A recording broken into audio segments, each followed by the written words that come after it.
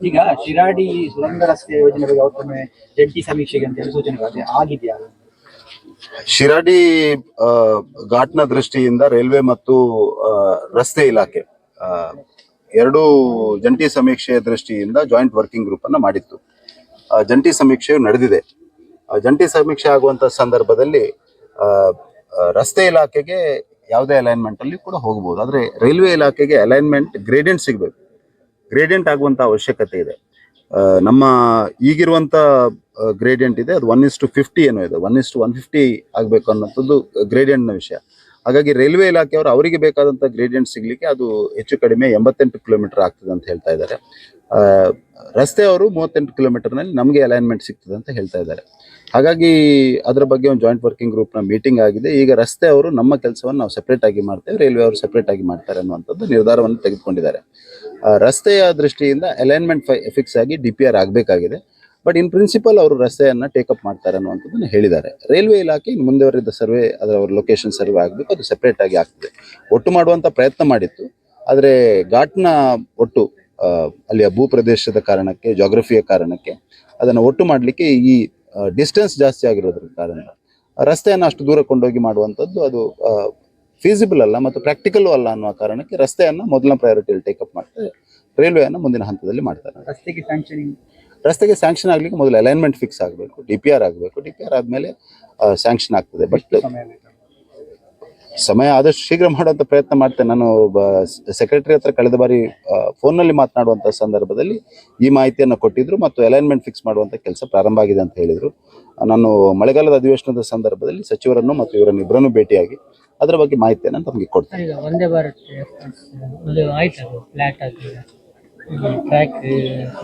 ಇದು ವಂದೇ ಭಾರತ್ ರೈಲ್ ಓಡಿಸಲಿಕ್ಕೆ ಹಲವಾರು ಟೆಕ್ನಿಕಲ್ ವಿಷಯಗಳು ಇರ್ತದೆ. ಅದು ಇಲಾಖಾ ಅಧಿಕಾರಿಗಳು ಈಗಾಗಲೇ ಪರಿಶೀಲನೆ ಮಾಡ್ತಾ ಇದ್ದಾರೆ.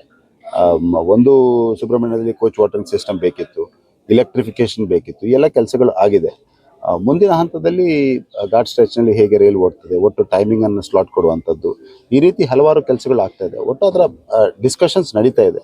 ಆದಷ್ಟು ಶೀಘ್ರ ಆಗ್ಬೋದು ಅನ್ನುವಂಥ ವಿಶ್ವಾಸ ಇದೆ. ಆದರೂ ಕೂಡ ಇದು ಟೆಕ್ನಿಕಲ್ ಮತ್ತು ಆಪರೇಷನಲ್ ರೈಲ್ವೆ ವಿಷಯ ಆಗಿರೋದ್ರಿಂದ ಅಲ್ಲಿಂದ ಒಂದು ನಿರ್ದಿಷ್ಟವಾದಂಥ ಮಾಹಿತಿ ಬರುವ ಮೊದಲು ನಾನು ಯಾವುದನ್ನು ಕಮೆಂಟ್ ಮಾಡೋದು ಸರಿ ಕಾಣೋದಿಲ್ಲ. ಪುತ್ತೂರಲ್ಲಿ ವಂದೇ ಭಾರತ್ ಸ್ಟಾಪ್ ಇಲ್ಲ ಅಂತ ಒಂದು ಸುದ್ದಿ ಉಂಟು. ವಂದೇ ಭಾರತ್ ಬೇಡಿಕೆ ಉಂಟು, ಅದರ ಬಗ್ಗೆ ನಾನು ಯಾವುದೇ ವಿಷಯದ ಬಗ್ಗೆ ಈಗ ಕಮೆಂಟ್ ಮಾಡೋದು ಟೂ ಅರ್ಲಿ ಆಗ್ತದೆ. ಒಂದ್ಸಲ ವಂದೇ ಭಾರತ್ ಟ್ರಯಲ್ ರನ್ ಓಡಿದ ಮೇಲೆ, ಅದರ ಟೈಮಿಂಗ್ಸ್ ಫಿಕ್ಸ್ ಆದಮೇಲೆ ಆಮೇಲೆ ಈ ಪುತ್ತೂರಿನ ಬೇಡಿಕೆಯನ್ನು ಕೂಡ ಸಂಬಂಧಪಟ್ಟವರ ಗಮನಕ್ಕೆ ತಂದು ನಿಲ್ಲಿಸುವಂಥ ಪ್ರಯತ್ನವನ್ನು ಮಾಡೋಣ. ಆದರೆ ಒಟ್ಟು ಆಗಬೇಕಾಗಿರೋದು ನಮಗಿರುವಂಥದ್ದು ದೊಡ್ಡ ಸವಾಲೇನೆಂದರೆ ಮಂಗಳೂರಿನಿಂದ ಬೆಂಗಳೂರಿಗೆ ಹೋಗುವಂಥ ಈ ರೈಲ್ವೆ ಲೈನ್ ಏನಿದೆ, ಇದು ಸಿಂಗಲ್ ರೈಲ್ವೆ ಲೈನ್. ಇದನ್ನು ನಾವು ಅರ್ಥ ಮಾಡಿಕೊಳ್ಬೇಕು. ನಾನು ಎಲ್ಲ ರೈಲ್ವೆ ಆಕ್ಟಿವಿಸ್ಟ್ಗಳಲ್ಲಿ, ರೈಲ್ವೆ ಬಳಕೆದಾರರಲ್ಲಿ ಎಲ್ಲರಲ್ಲೂ ವಿನಂತಿಯನ್ನು ಮಾಡೋದು, ನಾವು ರೈಲ್ವೆ ಇನ್ಫ್ರಾಸ್ಟ್ರಕ್ಚರನ್ನು ಅಪ್ಗ್ರೇಡ್ ಮಾಡದೆ ರೈಲು ಹೆಚ್ಚು ಓಡಿಸಬೇಕು ಅನ್ನೋಂತ ಹೇಳುವುದು ಪ್ರಾಕ್ಟಿಕಲ್ ಅಲ್ಲ. ಹಾಗಾಗಿ ನಮ್ಮ ಬೇಡಿಕೆ ಇವತ್ತಿಗೂ ಕೂಡ ಇರುವಂಥದ್ದು HMRCL ಏನಿದೆ, Hassan Mangalore rail corporation limited ಏನಿದೆ, ಇದನ್ನು ಭಾರತೀಯ ರೈಲ್ವೆ ಜೊತೆ ವಿಲೀನಗೊಳಿಸಿ ಮಂಗಳೂರಿನಿಂದ ಬೆಂಗಳೂರಿಗೆ ಡಬಲ್ ಲೈನ್ ಮಾಡಿ, ಆಗ ನಮ್ಮೆಲ್ಲ ಸಮಸ್ಯೆಗಳಿಗೆ ಉತ್ತರ ಆಗ್ತದೆ. ಘಾಟ್ ಸ್ಟ್ರೆಚ್ನಲ್ಲಿರುವಂಥ ಈಗಿರುವಂಥ ಗ್ರೇಡಿಯಂಟ್ ಅಲೈನ್ಮೆಂಟ್ ಏನಿದೆ, ಅಲೈನ್ಮೆಂಟನ್ನು ಚೇಂಜ್ ಮಾಡಿ ಹೊಸ ಫೈನಲ್ ಲೊಕೇಶನ್ ಸರ್ವೆ ಆಗ್ತಾ ಇದೆ, ಅದು ಕೂಡ ಆಗಬೇಕು. ಹಾಗಾಗಿ ದೀರ್ಘಕಾಲೀನವಾಗಿಯೂ ನಾವು ಒಂದು ಹಂತದಲ್ಲಿ ಯೋಚನೆ ಮಾಡಬೇಕು. ಟೆಂಪ್ರರಿ ಆಗಿ ಏನು ಮಾಡಬೇಕು, ಈಗಿರುವಂಥ ಜನರಿಗೆ ಏನಾಗಬೇಕು ಅದನ್ನು ಕೂಡ ಯೋಚನೆ ಮಾಡಬೇಕು. ಹಾಗಾಗಿ ಕಬಕ ಪುತ್ತೂರು ಭಾಗದ ಜನರ ಬೇಡಿಕೆ ಬಗ್ಗೆ ನನಗೆ ಅರಿವಿದೆ.